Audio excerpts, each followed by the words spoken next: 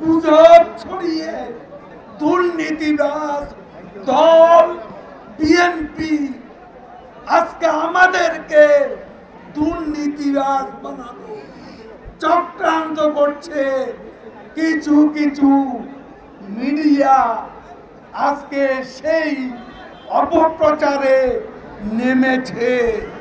দুদক স্বাধীন, বিচার বিভাগ স্বাধীন, শেখ হাসিনার সৎসাহস আছে দুর্নীতিবাজদের বিচার করা।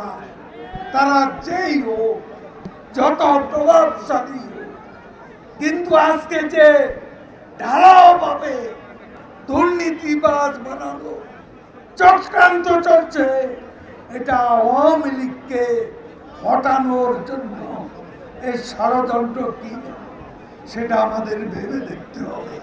আজকে আন্দোলনের নামে যদি আবার আগুন নিয়ে মাঠে নামে, আগুন সন্ত্রাস সন্ত্রাস হত্যা খুনের রাজনীতি শুরু করেন, আমরা রাজপথে আছি।